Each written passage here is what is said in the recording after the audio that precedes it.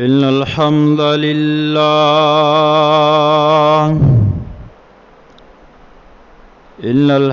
لله نحمده ونستعينه ونستغفره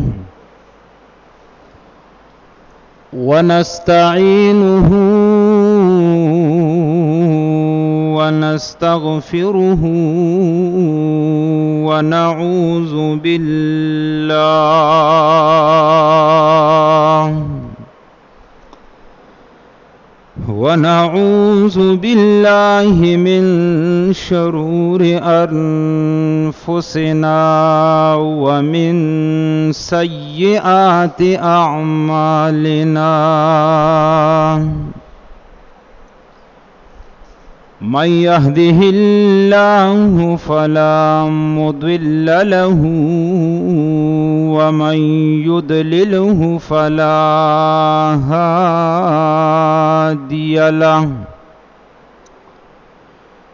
وأشهد أن لا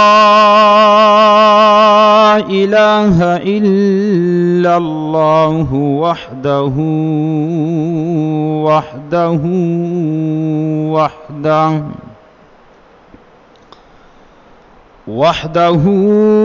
لا شريك له ولا مثل له ولا مثال له. وحده لا شريك له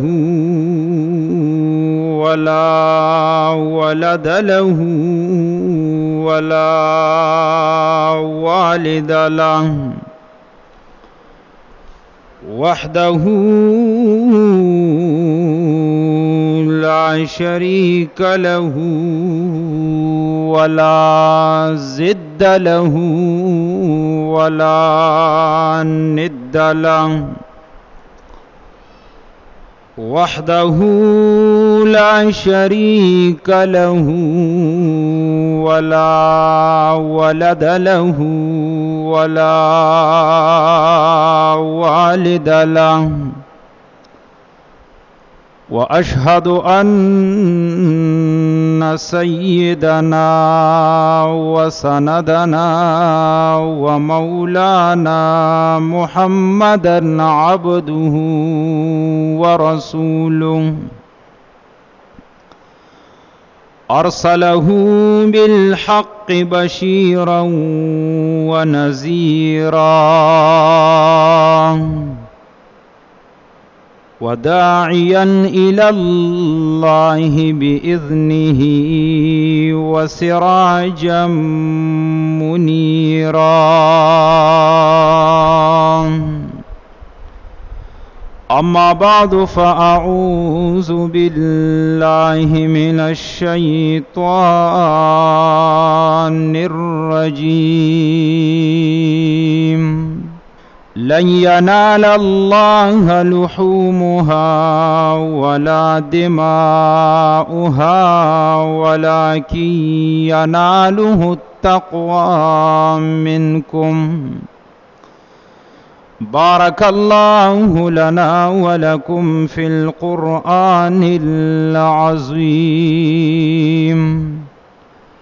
ونفعنا وإياكم بالآيات والذكر الحكيم. محترم عزتمندو مسلمانان رونو، اسلامی میاش کما چې د ذوالقعدې میاش وه، غالبا چې نن د هغې اخري تاریخ دی، کیدای شي دا میاش د یو کم دیر شوي او سبا له چې کومه میاش راخیږي هغې ته ذوالحجې میاش وایي. نو د دغې میاشتې دا اولنۍ 10 ورځې شپې دا یو لوی غنیمت دی د مسلمانانو دپاره. او دا 10 ورځې شپې دا د جهاد نه هم قیمتي 10 ورځې شپې دي چې سړی په دې کې نیک اعمال وکړي او خالص د الله د رضا دپاره پکې عبادت او بندگی وکړي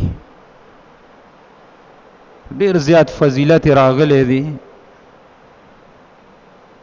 د دې نه بل لوی فضیلت بسې چې الله رب العالمین په دغه 10 ورځو شپو باندې قسم کوي په دې سورة الفجر کې الله فرمای والفجر وليال عشر زما د قسمی په سبا باندې او په 10 شپو باندې مفسرین لیکي چې دلته د دې 10 شپو نه مراد د ذی الحجې د اولنۍ 10 شپې دي چې کله د ذی الحجې میاشت راوخیږي نو د هغې په سبا باندې الله قسم کړي او بیا چې دا کم 10 ورځې شپې دي په دې باندې الله رب العالمین قسم خوري نو کله چې رب العالمین په یو څیز باندې قسم کوي نو ضرور په هغې کې به د دې انسانانو دپاره ډېر زیات خیرونه او فایدې به پکې او علما د دې 10 ورځو شپو مثال داسې ورکوي وی دا 10 ورځې شپې زمونږ او ستاسو دپاره د یو مېلمه حیثیت لري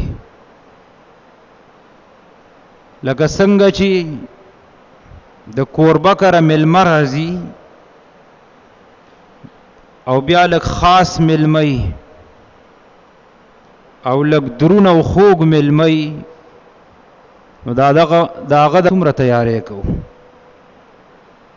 د هغه د استقبال انتظام کیږي د هغه د اکرام برپور تیاری کیږي د هغه دپاره د ځای او د محل د صفایي اهتمام کیږي د مخکې نه ورته تیاری کیږي چې سبا له زما خاص مېلمه را روان دی نو دقه رنګ علما لیکي دا 10 ورځې شپې د ذی الحجې دا د مېلمه حیثیت لري نو د دې قدر کول پکار دي اسې نه دا زمونږ او ستاسو نه چېرته په غفلت کې تیری نشي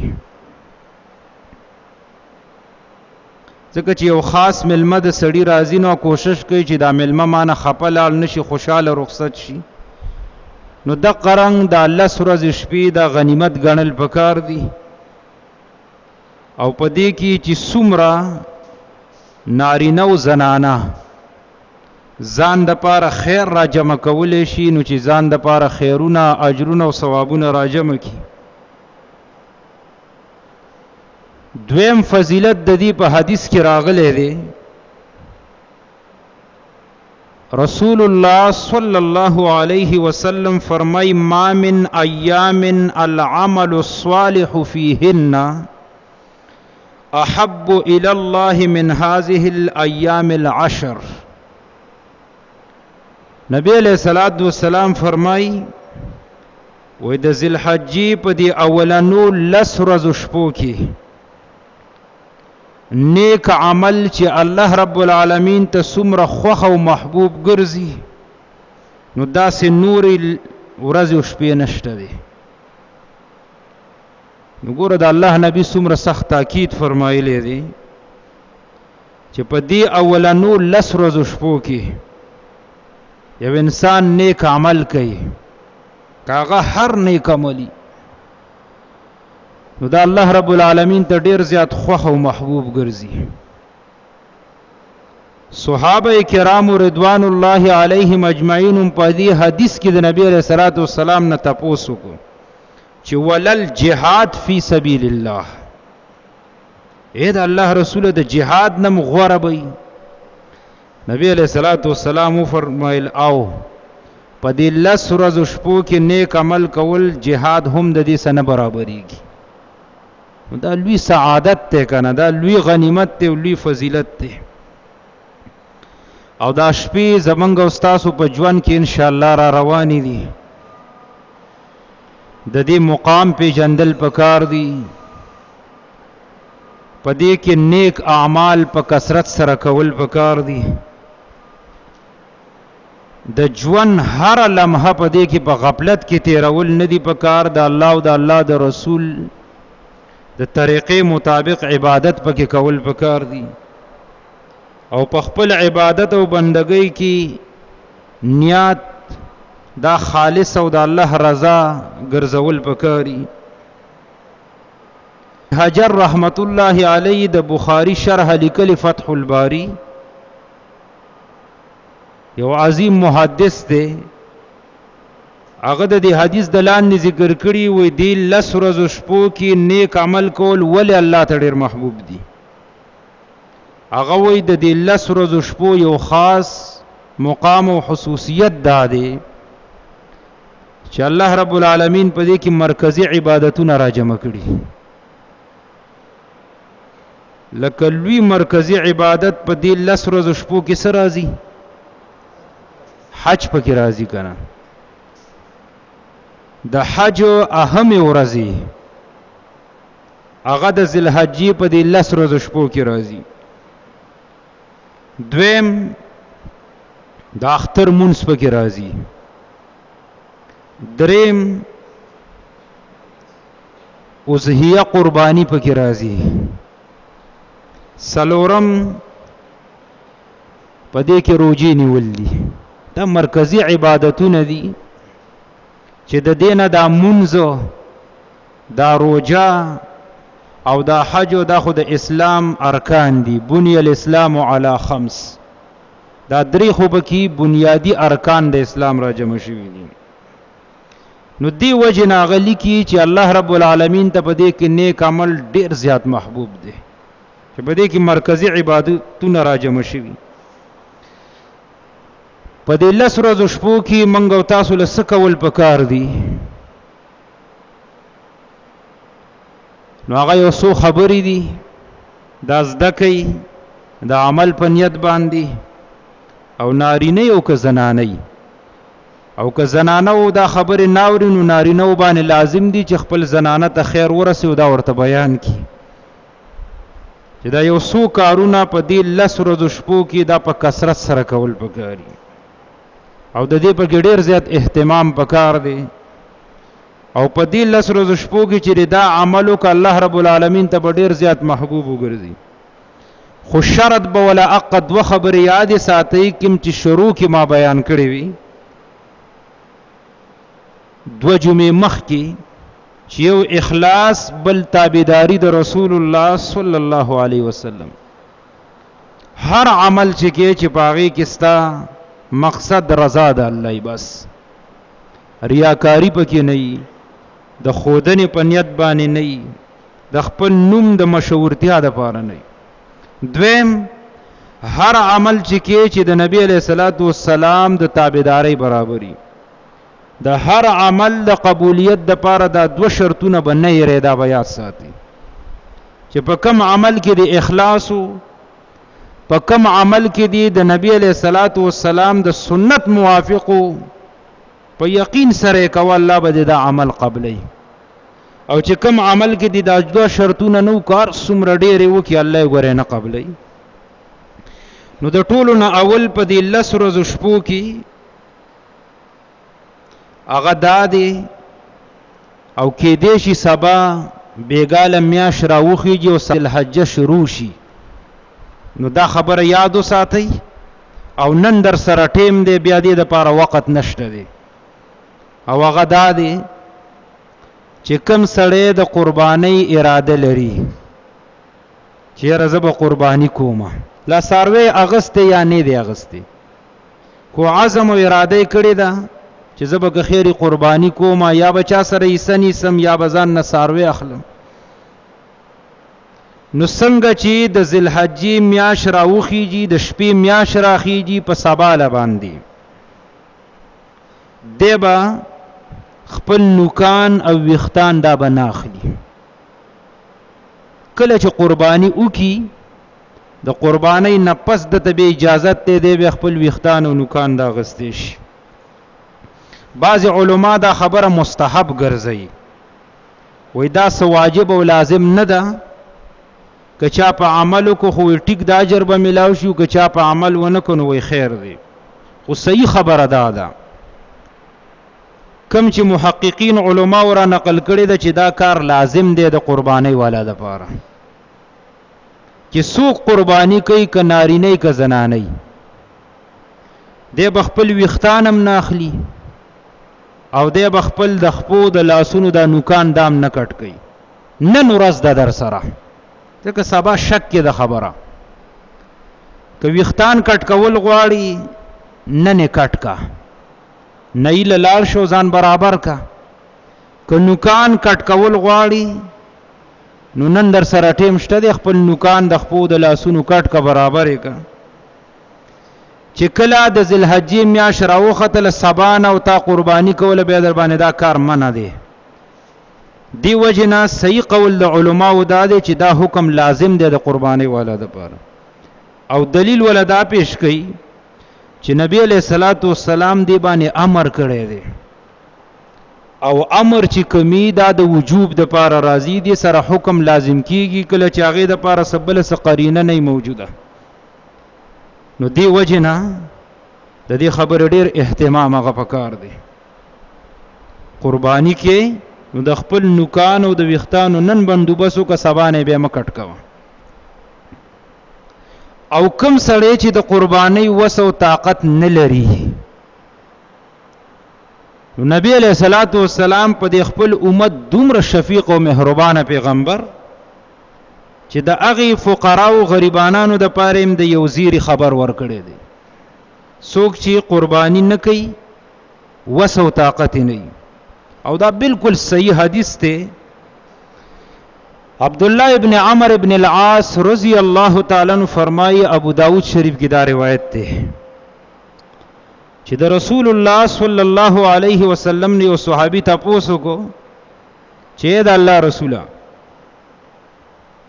ز قربانی کوم خو ما سره قربانی د پاره ماده ساروي دي. ماده ساروي مطلب هغه ساروي چې دا خپل بچو ته پي ور کوي، یعنی تازه غوا یا میخه لنګ شوی او بچیم دومره دی چې هغه ته کوي. ما سره داسې ساروي دي، زه په دې قرباني وکم کو نه کم بل لا سره نشتا. نبی علیہ الصلوۃ والسلام ورته فرمایل نه ته په دې ماده ساروي باندې قرباني مکوه، ته داسې وکه چې کله د ذوالحجې میاشت راوخیږي خپل نوکان مکټ کوه، خپل ویختان ماخله تر د اختر د ورځې د قربانی پوري، نو الله رب العالمین به تعالی د دغه قربانی اجر درکړي. نو زم چې به خو دې هر سړی په دې باندې عمل وکړي. دا خاص نه دی صرف دې صحابي پوري، علما وایي کله یو سړی وسو طاقت نه خو دومره ده چې دا مخ کې خبره سوق چې قربانی کوي هغه باندې خو کار لازم دی، هغه د پاره خو امر راغلی دی. خو چې سو قربانی نه کوي نو داغه په باره کې مستحب طریقه ده. که چرته دم خپل نوکان ویختان د ذوالحجې په دې 10 ورځو شپو کې په 10مه خو به کټ کوي د اختر پورې، د دې اهتمام وساتو په دې عملو کې الله رب العالمین دلم ګره اجر پورا د قرباني ورکړي. څومره اسانه خبره ده او څومره عظیمه د فائدې خبره ده، دې باندې عمل کول پکار دي. خاص کر هغه فقرا او محتاج او غریبانو خلق له رسول چې قربانی نه کوي وسی نه کوي. نو یو کار د ذوالحجې په دې 10 ورځو شپو کې دا کول دي چې د قربانی والا خو بالکل ویختان او نوکان نه کټ کوي، او څوک چې قربانی نه کوي هغه په دې عمل کوم الله ورته اجر ورکوي. دویم په دې 10 ورځو شپو کې روزي نیولې، د دې ډېر اهتمام وکړي. لازم در باندې نه دي چې خامخا به نیسی، او کدی روزه اونې ول الله رب العالمین ډیر زیات اجر او ثواب ورکړي. کامیاب انسان اوچت انسان هو هغه دی چې د سبا نه روزي شروع کی. که چرته ذوالحجې میاشت راوخته نو زه ما چې د اختر د ورځ نه علاوه یوم النحر باندې خو اختر یو غیر مخکې عرفه ده، نو د عرفه روزه خو بنیسو ان شاء الله. نو دا تقریبا که په 10 راشي نو 9 ورځې روزي شوي د عرفه سره. نو چې د دې روجو خو سړی اهتمام وکړي. او کچرته د ټولې روجې نشي نیولې نو بیا دې کې د عرفې د ورځې روجه نیول لا خو خامخا پکار دي. خامخا مطلب دا چې لازم فرض واجب نه ده خو فضیلت ډیر زیات بیا راغلی دی.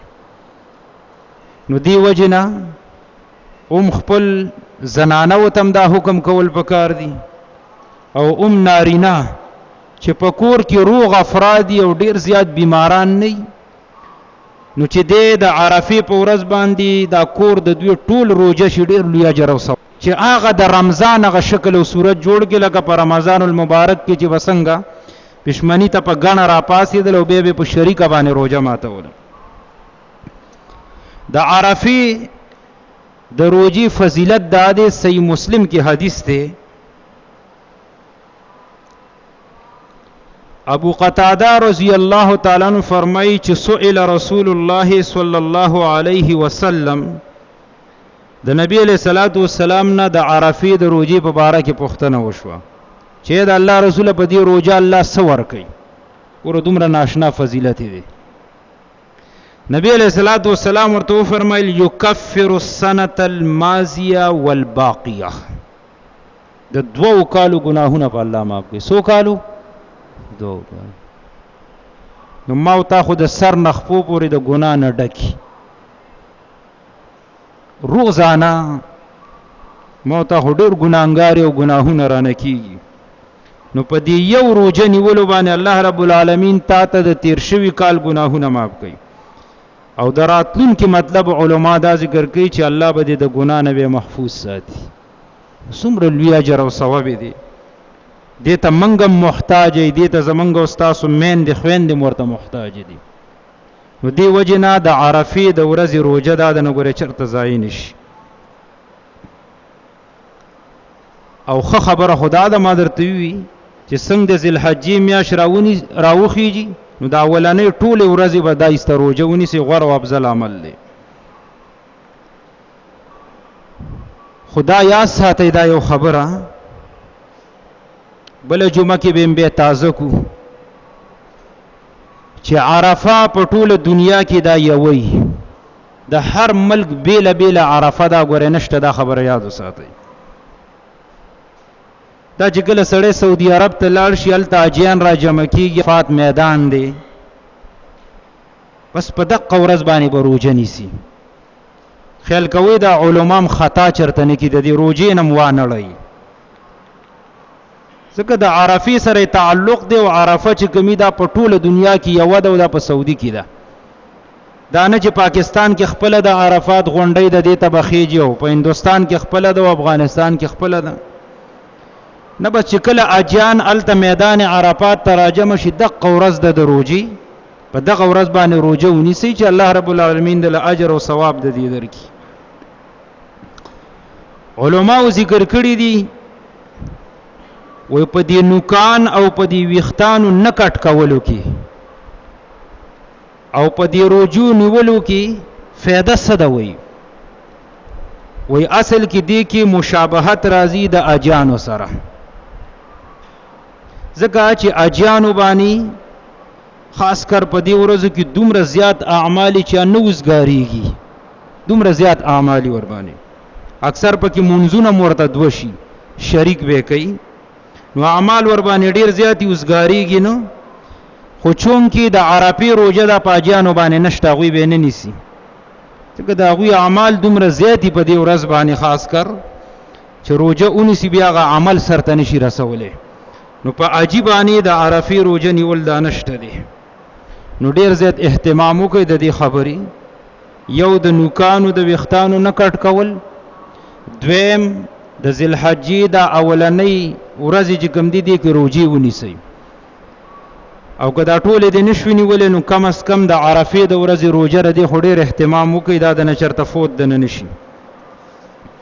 صحابه به د دې روجې دومره اهتمام کو طبرانی کې روایت ده یو تابعی مسروق رحمت الله علیه د یو ورځ رااله د ام المؤمنین عائشه صدیقه رضی الله تعالی عنها کرم المو التراله نو چې راله نو تګې ویلي اوبه راله راکه. نو عائشه رضی الله تعالی عنها هغه خپل غلام ته ویلي چې تشي اوبه ور باندې مسکا بلکې اسقه عسلا شهد ولا ورکه. ور دینه معلومه شوه چې دي صحابه کرامو به د ملمستیا څومره خیال ساتو چې ملما به ورکره رالی هغې ته به خوشحالېدل.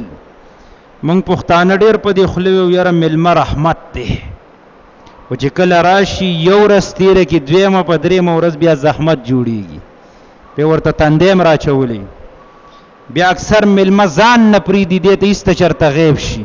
مطلب یې دی چې زه راځم نو چې دم ځان خپل کور ته رسولی. د ملمه قدر احترام کوه، الله به دې په رزق کې برکت اچوي، الله به دله لږ شي کې برکت اچوي، ډېر به فراخیږي. نو عائشه رضی الله تعالی عنها خپل غلام ته وی چې شهد ولا ورکه. بیا ته تاسو کو وما انت بصائم یا مسروق، ولی مسروق تا نن روزه نه دی نیولې؟ ګوره اول ور باندې شهد وسکل ملمستیا ولا وکړه، بیا وروستو ته تاسو چې نن خو د عرفې ورځ د روزه دی نه دی نیولې. هغه ورته ویلي چې ما وی کنن چرته د اختر ورځ ده ځکه مې نه دی نیولې. عائشه رضی الله تعالی عنها ورته وی نن د عرفې ورځ ده او ما سمعت یا مسروق ان رسول الله صلی الله علیه وسلم کان یعدله ب1000 یوم. دای بل ناشنا فضیلت دی حدیث کې راغلی. ویلی مسروق تا د نبی علیہ الصلوۃ والسلام نه ندی اوریدلی، فرمایي چا چې په نن ورځ روزه اونیول د 1000 ورځو سره برابر ده. د عرفې د ورځې روزه دومره ثواب دی. دا بالکل حسن درجه حدیث دی، یعنی د عرفې د ورځې روزه نیول د 1000 ورځو ثواب انسان ته ملاويږي. نو ګوره چرته فوت د نه نشي، خپل زنانه تم د دې اهتمام پکار دی او نارینه ته هم. دریم کار په دې 10 ورځو شپو کې هغه تکبیرات ویلي. نو تکبیرات خو به تاسو ته پته چې دا د عرفې د ورځې نه شروع کیږي. د عرفې په ورځ باندې چې کله د سحر منځو شي نو دا تکبیرات شروع شي، او بیا د ایام التشریق د مازیګر د مانځه پورې دا چلیږي. او دا ویل هر نارینا زنانا مسافری که مقیمی دی ټولو لویل پکار دی. او تکبیرات و الفاظ خو مزده دي کنه، الله اکبر الله اکبر لا اله الا الله والله اکبر الله اکبر ولله الحمد. کني په دې کې شرم مکوئ، دا زده کوي. نارینه او زنانه له تکبیرات ویل پکاري، که مسافر دی او که مقیم دی هغه به خوم وي. دا ټول مسلمانان دی کې برابر شریک دي. دغه رنګ که یو سړی د جمع سره مونځ کوي به وي، که ځان نه مونځ کوي به وي، که فرض مونځ به وي، که نفلي به وي. دا طریقه صحیح نه ده. ډېر زمانې نه دا یو رواج را روان دی چې اکثر دا امام صاحب سلام وګرځي نو په اوچت आवाज باندې 3 پیری وي او مقتدیان مرسسو پیری وي 3 پیری. ټیک ده که یو امام صاحب په دې نیت باندې وای چې را دي خلکو ته وریات شي په اوچت आवाज یو نو بیا خو ټیک ده، ځکه دې خلکو غمونه نن سبا ډیر دي اکثر تیری ده نو بیا خو صحیح ده. او کني نو دا لازم کول او صرف 3 پیرو پورې خاص کول او فرض مانزه پورې لازم کول نو دام به بدعت جوړیږي. نه هر وخت دا ویل پکار دي څومره چې سړی ویلی شي، صرف فرض مانزه پورې به نه خاص کې دلیل ور باندې دا دی. عبد الله ابن عمر رضی الله تعالی عنہ په مینا کې په خپل خیمه کې ناسو او دومره په اوچت اوازي په خیمه کې تکبیرات ویل چې بار چې ورڅخوا کې کوم مسجد واغې ته आवाज را ورسېدو. نو چې په خیمه کې ویلې دي نو صرف جمعات پورې خاص کول او بیا فرض مانزه پورې خاص کول دا نه دي پکار. صحابه کرام کا په بازارونو تتل التبم تکبیرات ویل، په مینا کې به دومره په اوچت आवाज تکبیرات چې مینا میدان به داسې وشلنګېده تک. نو دغه الفاظ دي چې الله اکبر الله اکبر لا اله الا الله والله اکبر الله اکبر ولله الحمد. د چا نیت ځانته اولی کوي دا زده کوي. څلورم کار هغه په دې کې قرباني کول دي. نو د قربانۍ بعضې مسلې هغه خو موږ تېره جمعه کې بیان کړې وي، خو بعضې ضروري مسلې به ته نن بیان کو، بعضې انشاءالله راتلونکي جمعه کې. د قربانۍ دپاره اصل کې 3 ورځې دي، دا یاد ساتئ. غوره او افضل دا ده چې سړی په اوله ورځ یوم النحر چې ورته وایي د اختر په ورځ باندې سړی قرباني وکړي. چې څنګه یې د اختر مونځ وکړو نو بس چې کور ته رالي لږه شان دمه دې وکړه، بس هغې پسې قرباني کوو. د اختر د مانځه نه مخکې که چا قرباني وکړه ګوره قرباني نه ادا کېږي، په ده لازمي دی بیا دویم څاروی اخلي ځان له. او ما درته ویلي چې قرباني دا یو سنت ابراهیمی عمل دی او په قول راجح سره دا واجب دی په هغه چا باندې چې وس او طاقت وي. او که د یو سړي خو وس او طاقت شو دی بیا هم قرباني نه کوي. لکه بعضې داسې خلک شته دی دا روشن خیال خلک، هغوی وایي مړه وایي دومره ډېرو قربانو ته څه ضرورت دی، دا پیسې راواله او چېرته یو غریب لی ورکا، بس دا ډېر خلک چې کوي دا ډېرې دي، دا باقي د غریبانانو له پیسې ورکي. نه که تا 1 لک او 2 لک روپۍ د قربانۍ په ځای غریب له ورکړه قرباني دې ادا نه شوه. اصل کې په قربانۍ کې مقصد وینه توی کول دي، په څاروي باندې به چاړه خامخا راکاږي. داسې د روشن خیالو خلکو خیال دی چې یاره وایي بعضې پکې لادام وایي دومره خلک اجله څه دپاره ځي، ولې دلته چې دا غریبانان فقرا دي خو دوی له دې ورکړي، نه چې اج در باندې فرض شو هغه به هلته ادا کړي. ټیک دا د هغې نه پس که بیا چېرته نفلي عمره وغیره کړي نو ټیک دا علما لیکي که چېرته پیسې او غریب محتاج له ورکړي نو بیا صحیح ده. خو فرضي څیزو دا به په هغه طریقه باندې ادا کړي په کومه طریقه باندې چې درته شریعت حکم کړي. نبی علیہ الصلوۃ والسلام فرمای من کان له سعة لم يضح فلا يقربن مصلانا. وې د چا چې وس او طاقت کیږي او د قرباني ونه کی د الله نبی او عیدګاه ته د منزله بالکل ناراضي، تی په عیدګاه باندې بند کړي. نو سر سړی ته ځان معلوم دی، هر سړی خپل ځان تللی شي چې په ما باندې قرباني کیږي او کنه کیږي، ما سره د حصې پیسې شته دی او کنه شته چې زه چا سره وکم. هر سړی دې ځان ته سوچ وکړي، نو بس دا د دو د الله په مابین کې معامله ده. نو چې وس او طاقت دی نو قرباني کول دا پکار دي. بیا دا یو ضروري مسله یاد ساتئ، اکثر په دې قربانۍ کې موږ تاسو شرکت کوو ایسې پکې اچو. نو دا یو څو قسمه خلک داسې دي دوی سره به قربانۍ کې ایسه نه اچي. کس تا رشتہ دار دی او کاغه دی ډیر نږدې قریبي دوست دی او کاغه لري دی، خو خپل قرباني چرته ضایع نه کی، ځکه دا د الله یو حکم دی. الله وی فصل لربک وانحر. نو دا حکم په داسې طریقه ادا کول پکار دی په کومه طریقه چې رسول الله صلی الله علیه وسلم حکم کړي. نو د ټولو نه اول قربانۍ کې به هغه چا سره شریکیږي نه چې مشرک انساني، چرته موحد انسان ګوره چې عقیده د توحید خو مضبوطی، بس داغه سره قربانۍ کې څه کوه. د مشرک نه به سړی ځان لري ساتي. مشرک چاته ویل کېږي چې داغه په عقیده کې شرک پروت دی. لکه مثال په تور چې په دسه سخت او تکلیف راشي د شرکی تعویذونه غاړه ته ځوړندي، دا مشرک دی. د باندې سخت او تکلیف راشي نو د چرته باباګانو پسې ګرځي او د قبرونو نه غواړي او به د قبرونو نه تاویږي او غلافونه خولي، دته مشرک وي. په د سخت او تکلیف راشي دی وی یا عبدالقادر جیلانی مدد، اے پیر بابا را ورسی، اے کاکا سے برا ورسی. د عقیده کې فرق دی، د قربانۍ کې شرکت مکوه. هر سړی ته خر سړی به معلوم دی. دویم د مبتدع انسان نه بزان ساتي. مبتدع بدعتي ته وي. بدعتي هغه چاته وي چې د په دین کې یو نوې کار ایجاد کړي، دته بدعتي ویل کېږي. د داسې کس سره به قربانۍ کې شرکت نه کې، ځان ته ساته. یو عمل د الله د رسول او د صحابه کرام رضوان الله علیهم اجمعین نه ثابت نه دی او د کوي هغه ته دین وای، نو دا اصل کې بدعت ته. داسې سړی نه بزان ساتي. لکه مثال بعض خلکو داسې یو طریقې شروع کړي د جمعې د ورځ ده کنه چې کله مونځ وشي نو څه کسان ټولګي مقرر کړي او داسې غیر چاپیره ناست او د درود شریف ختم کو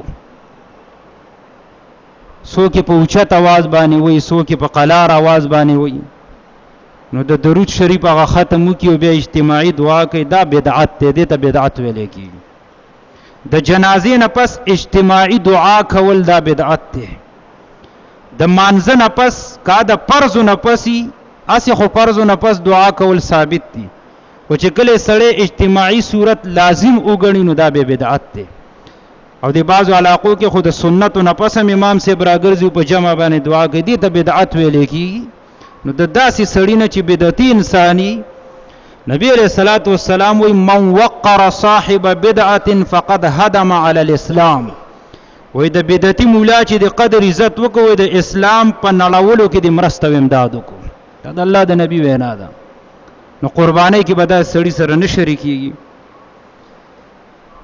دریم حرام خور د حرام خور انسان سره په قرباني کې چرتم ګوره شرکت نه کی حرام خور چاته وي زمانه تاسو خپې جنې چې یو سړی په دوکو دړاکو په پراډونو په رشوت باندې مالونه حاصلای دا غټ حرام خور انسان دی دته حرام خور وي نو چې خدر ته معلومه ده د داسې سړی سره به سړی قرباني کی شرکت وغیرہ دا بور سره نه کی او کوشش دا کوي د قربان ساروی په خپل ذبح کوي او د ذبح طریقه به در راتون کې جمعه کې ان شاء الله زبوی مډی آسان ده هر سړی دا چل زده کوي بعضی یو سپینګیره رامخې ته کیره وې دا سپینګیره دې به ذبحږي غریب کمزور لاسونو کې دومره طاقت نه نو ګوره دام ناروا ده په اسلام کې چې د ذبح په وخت کې وسړی ساروی له درد او تکلیف ور کوي قرباني کې به د دې ډېر زیات اهتمام وساتي بل اخیری خبره ده چې څنګه ساروی قرباني د پاره غستل پکار دي نو 13 جمعه کې درته ما ویلیو چې ساروی چې اخلي نو غاخونه ګوره او په دې خبره ما ډېر تاکید ورکړو چې غاخونه په ساروی کې لازم دي غاخ ګوره چې دوه غاخونه غرزول نور راختلی خیر د لزر ګران ولا خواغه واخله اگر که عمر 2 کالونه کمی خو چې غاخونه راختلی قرباني لی واخله که عمر 2 کال غاخونه نه نو ځان ته وساته ځکه د الله نبی وی لا تذبحوا الا مسنه مسنه ساروی ذبح کوي مسنه ټکي د لغت په عربی کې وګوره هغه ته وی چې 2 غاخونه راختلی نو چې غاخونه راختلی نو به کرنګ هر قسمي قرباني ورباني کیږي خو بعضی عیبونه دي راتون کې جمعه کې به ز بیانوم ان شاء الله هغه عیبونه چې پکې به په قرباني نه کیږي خدا خسته صفاتونه چې په کم ساروي کې یو داد واغستو نو په دې باندې قرباني کول دا مستحب دي اجر به درته په ډیر ملاوي شي ولی چې نبی علیہ الصلوۃ والسلام به داسې ساروي خوخو هغه کې اولنې صفت دا دی یتو فی سوادن چې دا ساروی د سګرزي مزل کوي په توروالي کې نو څه مطلب کم ځای توري خپي توري چې د ساروی د خپي توري داسې ساروی قرباني لاخله دویم وینظر فی سوادن قتل په توروالي کې کوي د سترګو دا غاړي سي دا توري ګور دې سره خلا راځي کنه دا سترګو غاړي چې توري دې سره ساروی خيستخ کوي دریم ويبرک فی سوادن چې دې ناستم په توروالي کې کوي نو کم ځای به توري خېټه دریشو سلورم ويأكل في سواد خوراکم په توروالي کې کوي خلی سي توري چې میلې ته لاړ خو ګره په میخه باندې کیږي ټوله توره ده بعض خلک کوئی مونږ ته میخه وخای په قران حدیث کې چشته دی کنه نو آسان جواب داري چې میخه په قران حدیث کې نشته نو تی ولې خوري حلال والے قران او حدیث را ولي بل چاته خدای اختیار نشته چې دی شي حلال کی نو تیم خوري او زیم خور نو بیا باس پدې کې رسه خبره ضرورت دی نو میخه بمنزله البقر دا بالکل حلاله د قرباني ورباني کیږي نو داسې ساروي چې خپي توري سترګي توري خېټه توري او بل خلی توري نو کوشش کوي داسې ساروي قرباني نه واخلي او کنا دا صفات بکې نه یا ټول سوري یا ټول توري یا ټول سپینی نو قرباني ورباني کیږي بعض یو شپږ عیبونه د راتلونکي جمعه کې به بیان کو ان شاء الله چې هغې نه پکې یو عیب موجود به ور باندې قرباني نه کیږي. الله دې موږ له په دې خبرو د عمل کولو توفیق راکړي. بیا درته ویم چې کېدې شي سبا له ذوالحجې میاشت اولنۍ ورځي، نو کوم سړی چې د قربانۍ اراده لري که نارینه دی د نن خپل نوکان هم واړه کړي، خپل ویښتان دې برابر کړي. که چېرته بېګاله میاشت ولیدلی شو ذوالحجې میاشت شروع شو نو سبا نه دا کار بیا په تا باندې منع دی. بیا به دا نه کې چې کله د قرباني وکړه نو د قربانۍ نه پس به بیا خپل ویښتان او نوکان برابرې. او که د چا وس او طاقت نه کېږي قربانۍ ته، نو ما درته حدیث اوله کې ذکر کړه د ابو داود صحیح حدیث دی. نبی علیہ الصلوۃ والسلام وایي د چا چې وس او طاقت نه هغه نوکان او ویښتانو باندې عمل وکړي نو الله ولا اجر د قربانۍ ورکوي. الله دې په دې خبر موږ ټول له عمل کولو توفیق راکړي.